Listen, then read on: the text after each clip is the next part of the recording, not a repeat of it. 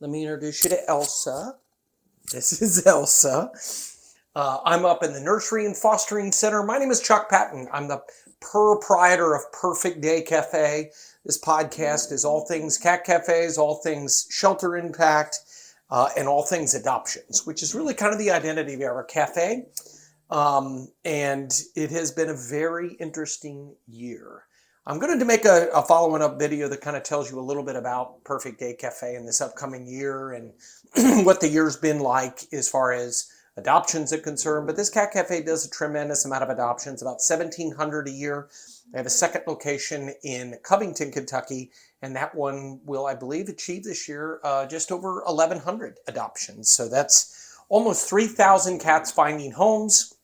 And then, of course, 3,000 cats finding a space in order to come into a rural shelter as a shelter around us. So I thought today's video would be kind of the things as a cat cafe owner that I can share. I know some of you all out there that are cat cafe owners kind of watch this video or looking to start up a cat cafe perhaps. And that's kind of what I'm here for. So I thought I might sit down here with Elsa and we might be able to help out however we can.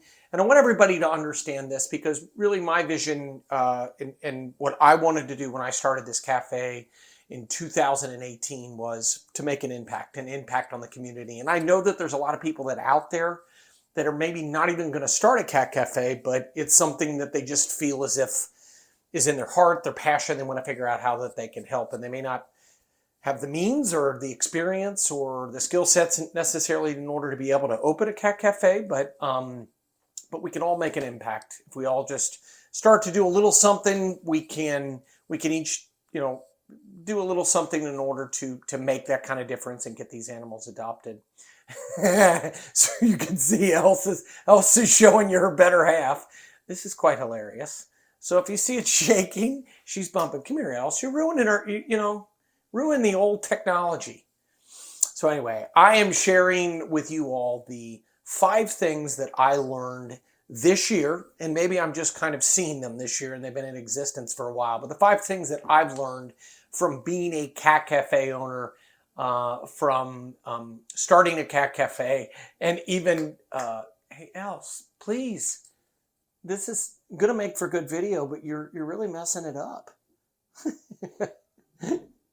For 2022, want to kind of figure out a little bit about what I have learned. So first and foremost, one of the things that I kind of came to the aha about is that most of the people that work at a cat cafe, I might even say people who go to a cat cafe and support the cat cafe, there's a lot of emotions involved.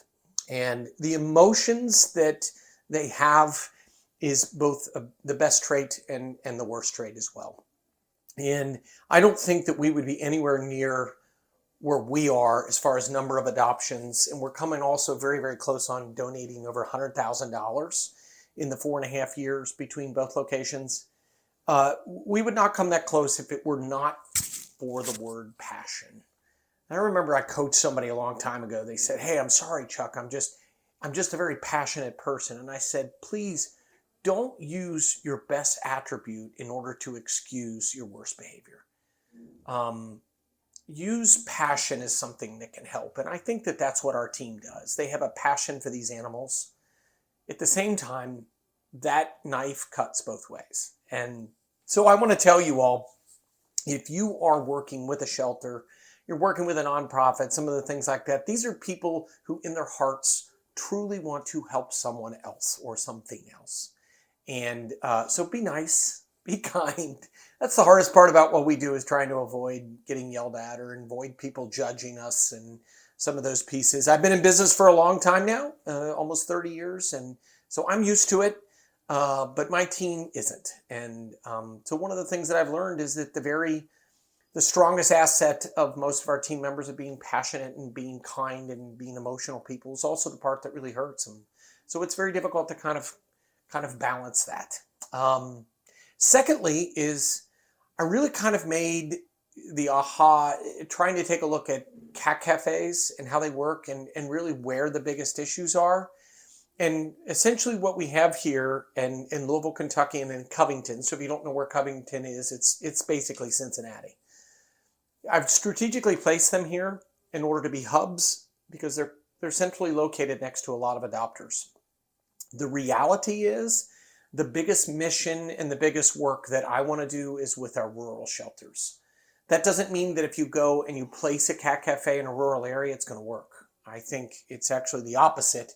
You put the cat cafe in an area that has a lot more population that comes to it, and then you turn around after that and you go out to the rural shelters. So in Louisville, Kentucky, we have 52 different rural shelters that the Kentucky Humane Society finds cats from and brings them here. In Northern Kentucky, it's somewhere around 15 to 20. And that is also going to include Ohio, Indiana, Kentucky, and again, you're just going to outreach and go. I have visited 6 or 7 this year alone, and maybe that's why I've been able to come to such a epiphany, is that when I go there, I hear them, trap, neuter, and releasing kittens. I hear them about euthanizing.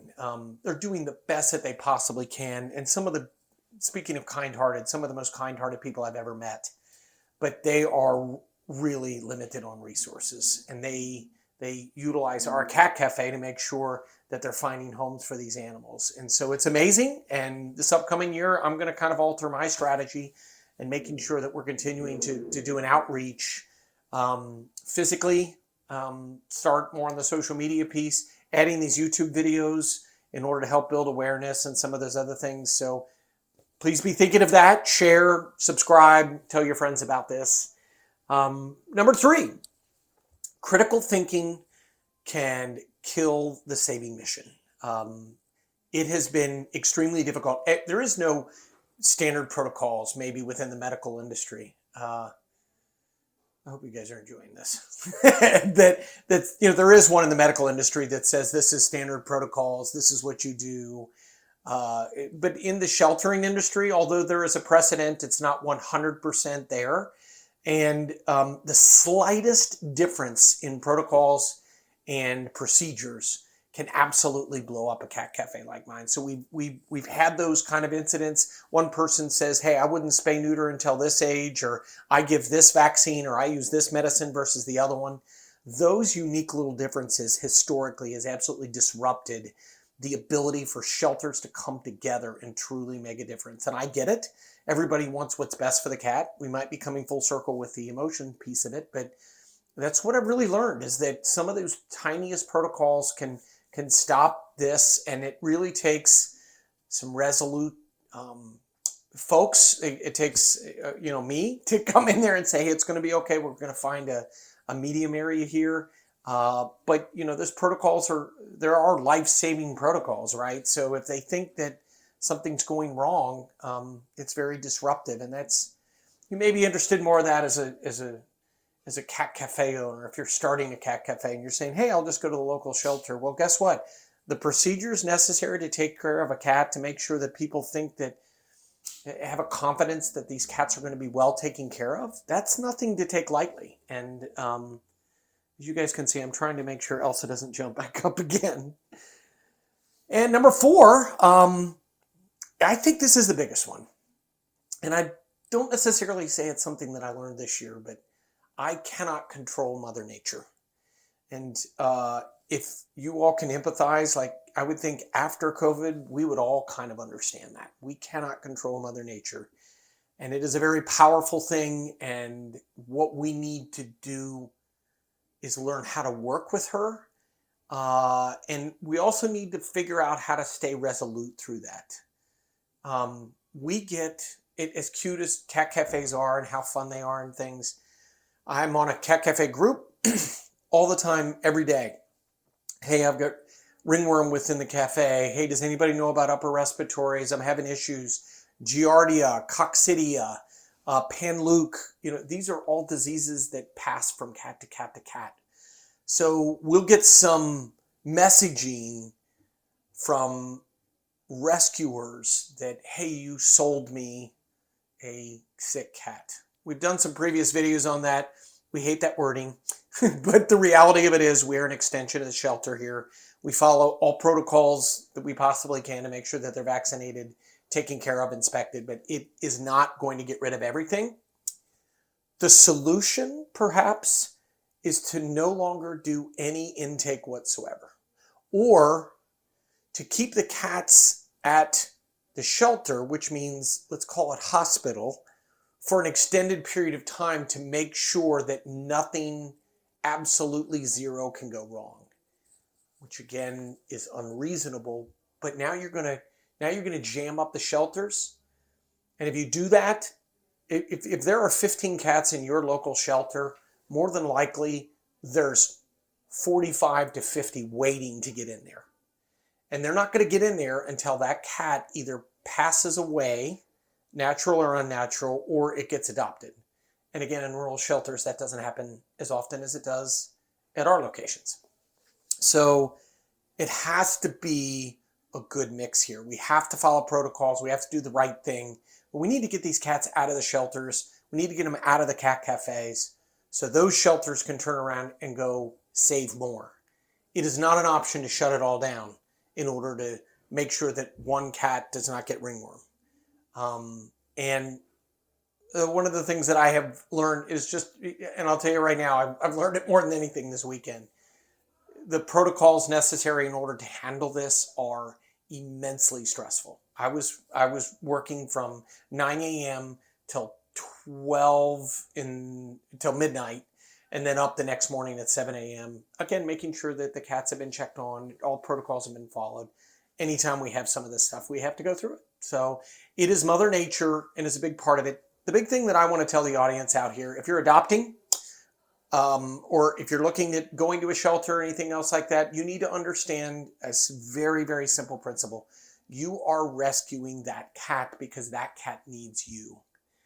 It's an important part to understand that I think if you're going to do it right, you have to do it because you want to help them and not that they're here to help you or entertain you. And that's a really good message during Christmas because people a lot of times will come in and very frustrated. Well, I wanted to get a cat for our family.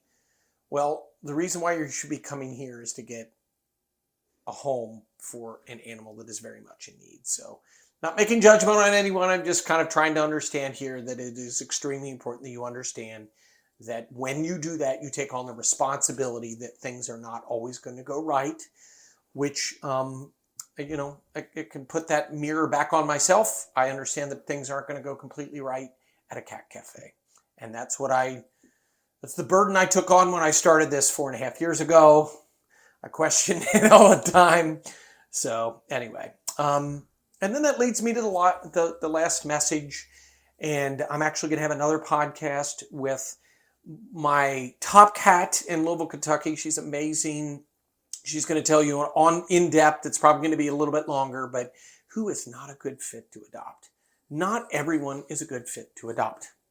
And I understand we're not talking about people who have killed animals or people that are a hoarding situation. What I'm really talking about is matching yourself with a 16-year commitment. Are you really, really ready for that? And not everybody is. It could be, that have you tested everybody to make sure that they have allergies in the family? That's why you come to the cat cafe. If you bring your child in here and let's just say that they're 4 or 5 years old and they go in that cat room and they are sneezing like crazy, you probably don't want to adopt.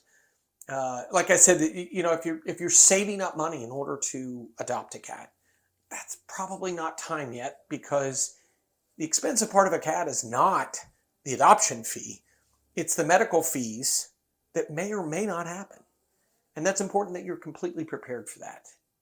Every person that comes in here, again, we get to see them. We get to meet them. They're very nice people. We do background checks, all that fun kind of stuff. But in reality it's really more of a logistics reasons. Have you checked with your landlord, right? How many cats can you have? Had that one just happen. Last month, somebody came back, brought 2 cats back within several hours. The landlord said they couldn't have it. So that's unfortunate. We don't want our cats to go through that kind of stress about being in a carrier, going to a home, 24 hours they're back at the cafe. So we take that very seriously to make sure. And we understand that they're not always there. It's not always time for you to adopt. Back to the original point. You're here for them. You're rescuing them to give them a better home. It's not to give them as a gift. It's not to help with your mental health. It's not because you're lonely. It's because they need a place and you can provide for that. It is a 16 to 20 year commitment, and it's something that's very important that you kind of take a look through that. So again, hope this helps out. This is kind of what I learned in 2022. We're also going to be talking about who's not a good fit for adoption. And then last but not least, I'm going to give you a professional evaluation of 2022 by the numbers, by the adoptions. I've got exciting information about impact on our shelter partners that we have as well too. But for right now, 2022, 5 things I learned. Emotions are our greatest strengths and our greatest weaknesses. Number 2 is homeless issues are a rural issue. Number 3 is you're about to get a friend again. Critical thinking can kill the saving mission. And I cannot control Mother Nature. And last but not least, number 5, adoption is not for everyone. So hopefully Elsa and I have been a lot of entertainment for you. Please share, please talk to folks a little bit about how you can help out your shelters, how you can enjoy a cat cafe, and how you can make an impact on your community to find a homeless kitty a place forever. So thank you so much. And again, I'm Chuck Patton, proprietor of Purrfect Day Cafe. I hope to see you again soon.